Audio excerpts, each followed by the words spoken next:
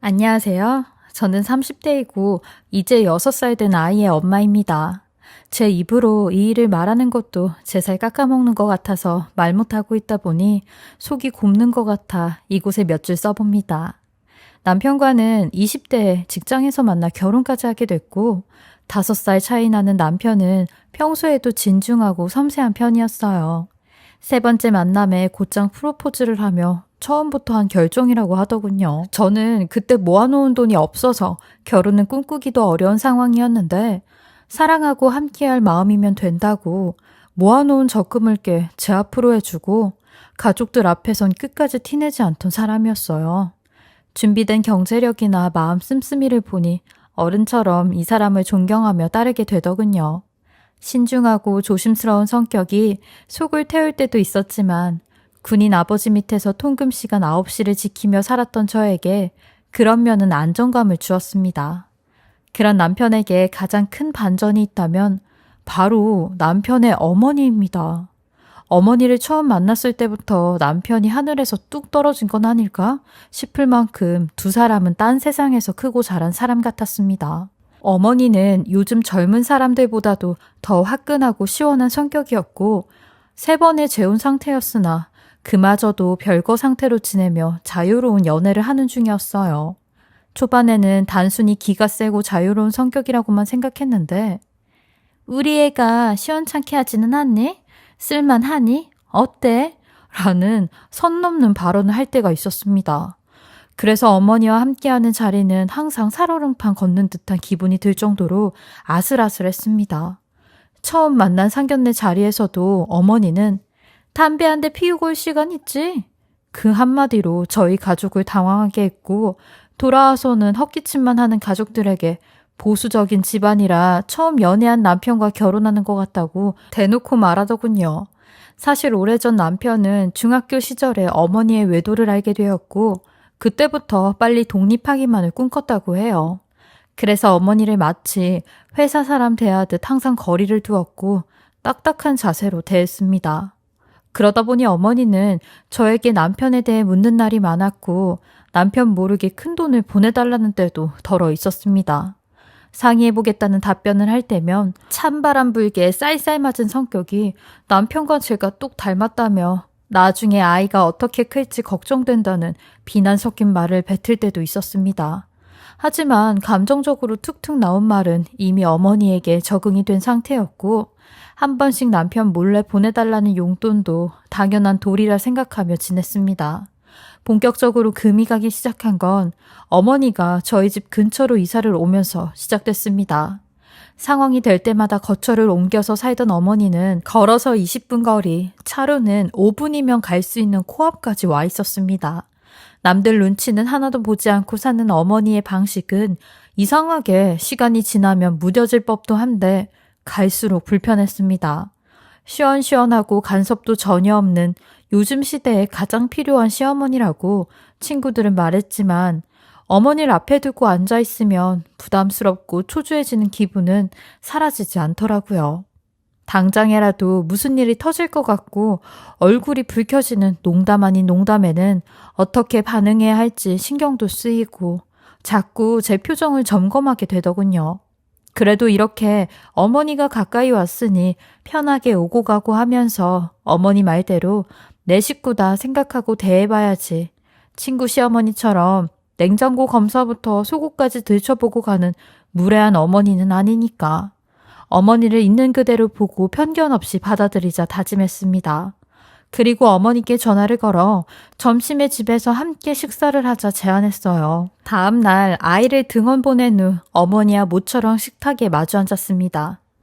이걸 직접 다 했어? 너도 참 번거롭게. 이렇게 좋은 세상에 그냥 하나 시키지. 가만 보면 너도 옛날 스타일이야. 하시는데 그래도 모처럼 만에 식사 자리인데 고급 식당은 아니더라도 한 끼 정도는 제 힘으로 준비하고 싶었습니다. 애는 몇 시에 오니? 하원에서 오면 4시 정도 돼요. 그래, 이제 다 키웠네. 그럼 그동안은 여기에 너밖에 없는 거네? 그렇죠. 어떤 것 때문에 그러세요? 아니, 별건 아니고 하시는데 그 말을 듣자마자 불안함이 밀려오더군요. 집에 들어설 때부터 깨끗하게 잘해놓고 산다. 안방에 창이 커서 시원하네. 칭찬으로 알고 들었는데 그런 말들도 모두 의도가 있는 말 아닌가 싶어서 덜컥 겁이 났습니다. 넌 계속 집에만 있니? 젊은 애가 카페 같은 데도 가고 그러지. 밀린 일도 많고 그래서요. 무슨 일? 집안일도 그렇고 애 오는 대로 또 저녁 준비해야 돼서요. 그동안 너한테 고마운 것도 많고 내가 심심해서 그러는데 집안일 그거 내가 좀 도와줄게. 넌 그냥 4시까지 밖에서 쉬다 와. 집안일 도와줄 때 시어머니가 치우고 있는 거 멍하니 네가 보고 있기도 좀 그렇지. 그러니까 커피라도 한잔하고 천천히 들어와. 어머니에 대한 불신이 쌓여있던 건지 돈도 받지 않고 그냥 심심하단 이유로 며느리를 대신해 집안일을 돕겠다는 말에 머리가 띵했습니다. 남편을 거치지 않고 그런 제안을 받아서 더 난처하기도 했고요. 아직 아이가 하나라 충분히 어렵지 않고 집에서 혼자 할 일도 있다고 거절했으나 어머니는 막무가내였습니다. 넌 가끔 보면 너무 융통성이 없더라. 내가 돈 달랄까 그러니? 그럼 각서라도 써라. 불안하면 그렇게 해. 친정이 멀어서 아이를 혼자 키웠던 제가 이제와 안쓰러워 보이는 이유는 뭘까요? 듣고 보니 어머니의 제안은 거절해서는 안 되는 말이었습니다. 부탁을 가장한 협박에 가까웠죠. 좋게 돌려서 말해도 어머니의 뜻은 확고했습니다. 아니, 오늘 식사 자리부터 그렇게 확답을 받기 위해 온 사람처럼 자신의 뜻이 빗나가기라도 하면 어김없이 저에 대한 비난을 쏟아냈습니다. 그러다 어머니의 눈물 작전까지 동원돼 그야말로 전 난처한 상황에 빠졌습니다. 이 나이에 사는 꼴 좀 봐라. 남들은 전원주택에서 자식들하고 사는데 나는 코딱지만한 원룸에서 늙어가는 거 보면 불쌍하지도 않니? 어머니, 그렇다고 저도 매일 집을 비우고 나가 있을 수가 없잖아요. 하니 결국 어머니는 일주일에 3번 우리 집에 와서 저를 돕겠다고 집을 비워달라고 했고 결국 저는 승낙을 하고 말았습니다. 그 자리에서 대답을 하지 않으면 밤을 새서라도 꼼짝없이 그 자리에서 버틸 기세였습니다. 어머니는 그 대답을 듣자마자 자리에서 일어나 원하던 것을 얻어냈으니 됐다는 식으로 자리를 뜨더군요. 무슨 꿍꿍이가 숨어있는 건지 이 자리를 만든 제가 원망스러워 빈 그릇을 치우면서 정말 발등을 찍고 싶었습니다. 며칠 뒤 결국 어머니에게 11시부터 4시까지의 시간을 양보했고 저는 전보다 더 빠르고 부지런히 집안을 치웠습니다. 집안을 돕겠다는 어머니의 말에 사실 다른 게 있다는 걸 이미 알았으니까 있는 그대로 둘 수가 없겠더군요. 제 일은 몇 배로 더 늘어났습니다. 평소라면 편하게 벗어두고 갈 옷가지들, 아이 장난감과 빨래, 화장실 청소, 어머니의 점심까지 생각하면서 아이가 1명 더 생겼다고 해도 모자랄 만큼 준비할 게 몇 배는 많아졌습니다. 나 이제 간다. 들어가서 쉬어. 알겠습니다, 어머님. 목요일에 또 오시죠? 왜? 안 왔으면 싶어서 묻니? 이미 정한 걸 왜 자꾸 확인해? 요즘은 며느리 눈치를 파야 한다더니 그 말이 진짜 맞네. 하셨네요.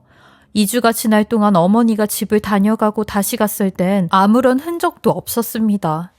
안방의 침대나 소파에서 누워 TV를 보고 차를 한 잔 마신 정도밖엔 없었고 차려놓은 식사도 거의 먹지 않은 날이 많았습니다. 나이든 어머니에게 정말 원룸이 살기가 갑갑했었나 싶어 오죽했으면 아들 집에서 쉬고 가나 싶어서 안쓰럽기도 하더라고요. 어머니 상황이 복잡하다는 건 알았지만 도움받기를 원하지 않으셨고 남편도 적극적으로 돕고 싶어 하진 않았으니까요. 이렇게라도 잠깐 어머니를 쉬게 해드리면 간단한 일을 그렇게 딱딱하게 굴었을까 스스로 반성하게 되더라고요. 바꿔서 우리 엄마가 그랬다면 이렇게는 안 했을 텐데 미안함에 어머니를 더 잘 챙겨드리고 싶어 차와 과일을 넉넉히 사두었습니다. 어머니 불편한 건 없으세요? 과일이랑 사두었으니까 집에 계실 때 이것 좀 드시고 가세요. 그냥 잠깐 놀다 가는 건데 뭐. 예, 그건 그렇고 침대 시트 좀 자주 청소해라. 귀찮아도 잘 말리고 세탁해야 돼. 내가 바닥에 못 누워서 침대에 좀 있거든. 어머니가 안방 침대에서 누워 있었다는 사실은 알고 있었지만 이상하게 꼭 짚어서 침대 시트만 치우길 하시는 게 찜찜했어요. 더욱이 남편과 며느리가 자는 침대에 불편함 하나 없이 눕는 시어머니도 참 대단하다 싶었습니다. 잘하려는 마음이 들다가도 한순간에 사라지게 하는 건 어머니에게 예전부터 느껴온 감정이었습니다. 좋은 의도로 건넨 말도 어머니의 해석에 따라서 제멋대로 변하는 걸 오랫동안 겪었기에 듣고 흘리는 게 최선이었죠. 그렇게 억지로 외출을 시작하는 시간이 몇 주가 지나고 유치원 앞에 30분 일찍 도착해 아이를 데리고 나왔습니다. 결혼 전이면 모를까 주부가 돼서 매일 몇천 원씩 내고 카페에 여유를 부리려니 그것도 적응이 안 되더라고요. 혹시나 싶어 어머니에게 전화를 걸려다 놀이터 한 바퀴 돌고 오니 4시가 훌쩍 넘은 시간이라 의심 없이 아이와 집으로 들어갔습니다. 현관에는 어머니 신발이 있더군요. 어머니 계세요? 저희 왔어요. 신발을 벗고 집안에 들어서는 순간 믿을 수 없는 소리에 너무 놀라서 저도 모르게 아이를 들쳐업고 밖으로 뛰어나갔습니다. 심장이 쿵쿵대는 소리가 제 귀까지 들리더군요. 아이는 놀라서 엉엉 울기 시작했고 다급히 집 밖을 나왔습니다. 소리만 들어도 무슨 일인지 알 수 있는 거친 소리와 남자의 소리가 엉켜 고함을 지르듯 집안에서 울려 퍼졌습니다. 제가 집에 왔다는 기척도 듣지 못할 만큼 안방에서 얼굴도 모르는 남자와 어머니가 대낮부터 뒤섞여 있었던 겁니다. 11시부터 4시까지 잠시 쉬고 싶단 말, 침대 시트를 깔끔하게 하라는 그 말도 어렴풋이 어떤 것인지 알겠더군요. 그리고 남편에게 이 사실을 알려야 할지 어머니와 대화를 할지 머릿속이 하얘졌습니다. 아이와 동네를 몇 바퀴 산책하다 집에 들어갔더니 어머니는 떠난 후였고 겨우 되찾은 우리 집에서 크게 한숨을 쉬었습니다. 그리고 그날 밤 어머니께 먼저 이 일을 알리는 게 좋겠다고 생각했습니다. 어머니, 저 드릴 말씀이 있는데요. 너 아까 왔었지? 우선 어머니하고 제가 이야기를 하는 게 좋을 것 같아서요. 아직 어린애도 있는데 이게 무슨 행동이세요? 이러실 거면 집 비우는 거 하지 않겠습니다. 라고 단호하게 말하니 시어머니는 코웃음을 치며 애 핑계 댈 줄 알았다. 너는 안 하고 살아? 애만 모르게 하면 되지. 그게 뭐 그리 문제가 되냐? 아직 남편한테 이야기 안 했는데 용돈 조금 더 드릴 테니까 저희 집에선 안 돼요. 차라리 밖으로 나가세요. 예, 너 웃긴다. 내가 돈 없어서 그런 줄 알아? 그런데 내가 찝찝해서 못 가. 시어머니의 답변에 할 말이 없더군요. 어머니의 사랑 방식이나 가치에 대해 제가 이렇다 할 일은 아니지만 최소한 저와 남편이 사는 공간에서 벌어진 일이니 부끄러워할 거라고 생각해 용돈으로 돌려 말했는데 제가 꽉 막힌 인간이라 이 상황을 이해 못하고 아이를 변명 삼아 쫓아내는 악독한 며느리로 만들더군요. 그 눈치로 넌 어떻게 회사를 다녔니? 모른 척 넘어가는 일도 있어야지.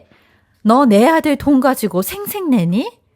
남편에게 이 이야기를 꺼낼까 하다가도 안 그래도 멀어진 두 관계에 제가 더 기름을 붓는 꼴이 되는 것 같아서 어머니와 합의점을 찾아보려고 했습니다. 그래도 용돈을 드리면 어디 숙박을 하는 곳이라도 가지 않을까 싶었어요. 그런데 어머니는 이 일을 알게 된 저에게 조금의 부끄러움도 없이 더 당당한 자세로 요구하기 시작했습니다. 냉동실에 맥주 얼려놓고 가라 하는 말까지 하시며 자기 집인 마냥 그러시는데 저도 이대로는 더 이상 가만히 있을 수 없을 것 같아 어머니께 용기를 내 전화를 걸었습니다. 아이 남편은 다 걷어내고 이젠 제가 힘들어 못 견디겠다고 말해야겠더라고요. 어머니, 이제 저희 집 오는 거 그만해 주셨으면 좋겠어요. 너 나를 바람난 더러운 여자 취급하는 거냐? 예, 너 모르나 본데 나 지금 혼자야. 싱글이라고. 그러니까 나는 내 마음대로 남자 만나고 사랑하고 그래도 되는 거야. 어머님이 사랑을 하시든 남자를 만나시든 그게 문제가 아니라 어머니하고 한침대 쓰는 게 싫다고요. 라고 하니 제 말은 귓등으로 들으시며 본인 하고 싶은 말만 하시면서 늙으면 나 책임질 거야? 모시고 살 것도 아니잖아. 있어도 그만인 자식하고 곰 같은 며느리 때문에 알아서 살아보려고 그러는 거야. 부담 안 주려고. 원룸에 남자 드나들고 숙박하는데 들락날락하면 동네 사람들이 수근거리는 건 괜찮니? 다 너희 체면 지켜주려고 이러는 거 아니야. 나도 엄연히 엄마고 시어머니다. 자식 생각해서 이러는 거라고. 어머님, 지금 모르는 사람이 저희 집에 왔다 갔다 하는 거잖아요. 혹여나 집에 들락날락 하다가 무슨 일이라도 생기면 그땐 어쩌시려고 그러세요. 모르는 사람이에요. 네 시아버지 될 사람이야. 나중에 시아버지가 될지 모르는 사람이랑 사랑하는 거니까 그딴 식으로 말하지 마라. 라고 하시는데 제가 계속 집을 비우며 비켜줘야 하는 거였을까요? 어떻게든 어머니와 이야기하면서 접점을 찾을 수 있을 거란 제 생각이 얼마나 멍청했는지 쓸데없는 기대였던 걸 알았습니다. 호텔에서 팁을 남겨주고 가듯 어머니는 침대에 몇만 원을 올려놓고 가기도 했고 간식이며 필요한 것을 아이와 함께 쓰는 칠판에 보란 듯이 써놓고 가기도 했습니다. 이제 저희 집은 집이 아니라 시어머니와 그 남자를 위한 공간이었고 저는 그 공간을 깨끗하게 청소해주는 사람이었죠. 한계점에 다다른 저는 남편에게 이 사실을 알렸습니다. 차라리 이 일을 계기로 남편이 어머니랑 다시는 보게 되지 않게 바랐던 건지도 모르겠습니다. 그럼 저도 그 말을 따르고 싶었죠. 힘들게 그간의 일을 털어놓은 저에게 당신이 알아서 해. 난 월세 정도는 자식으로서 해야 한다고 생각했는데 이젠 모르겠다. 당신 결정에 따를게. 유일하게 이 사태의 끝을 낼 수 있는 사람이라고 생각했던 남편은 저에게 순순히 결정을 하라며 경제권을 주더군요. 그리고 긴 고민 끝에 마지막으로 어머니를 만났습니다. 어머님, 저희 생각하지 말고 전처럼 하고 싶은 대로 하고 사세요. 그냥 저희 체면 지켜주지 않아도 되니까 전에 하시던 대로 사세요. 그리고 저희 집은 어머니 호텔방이 아니에요. 번호 바꿨으니까 헛걸음 하지 마시고요. 그리고 이 돈 3달치 월세는 될 거예요. 방을 잡으시든 침구를 사든 잘 쓰시고요. 어머니께 드리는 돈 이렇게 뵙는 것도 오늘이 마지막이니 그렇게 하세요. 라며 어머니가 저에게 팁이라 던져주고 간 것처럼 저도 같은 방법으로 돈을 돌려드렸습니다. 그렇게 어머니와의 연을 끊었습니다. 그리고 처음으로 속 시원히 말해봤네요. 여태 며느리란 위치 때문에 할 말 한 번을 못 해봤거든요. 개념 없는 행동과 말에 어떤 사람은 피가 나기도 한다는 걸 마지막으로 저도 알려주고 싶었습니다. 돈 앞에서 어머니는 바닥을 치더라고요. 동네 사람들이 다 알도록 소리를 치다가 무릎을 꿇고 빌고 드러눕고 눈물까지 흘리며 애원했지만 전 변하지 않았습니다. 그리고 남편과 상의 끝에 이사 준비도 시작하게 되었어요. 이제는 며느리가 아니라 저를 원수처럼 생각하는 어머니는 온갖 욕설과 분노를 담은 문자를 보내옵니다. 언젠가 남편이 어머니를 받아주는 날이 다시 오면 가만두지 않겠다고요. 아무렴 내 아들이고 부모가 먼저지 마누라가 먼저이냐면서요. 누군가는 지독하고 융통성 없는 며느리라 욕할지도 모르겠네요. 하지만 배려하지 않는 관계를 애써 유지할 필요는 없단 생각이 듭니다.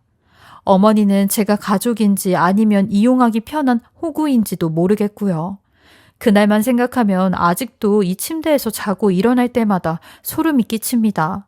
가족이란 이유 하나만으로 버티는 힘도 여기까지인 것 같네요. 마음 편히 말할 곳이 없어 주절주절 쓰게 되었습니다. 긴 글 읽어주시고 들어주셔서 감사합니다. 지금까지 커피앤톡이었습니다. 오늘도 끝까지 함께 해주셔서 감사합니다. 저는 다음 영상으로 또 찾아뵙겠습니다.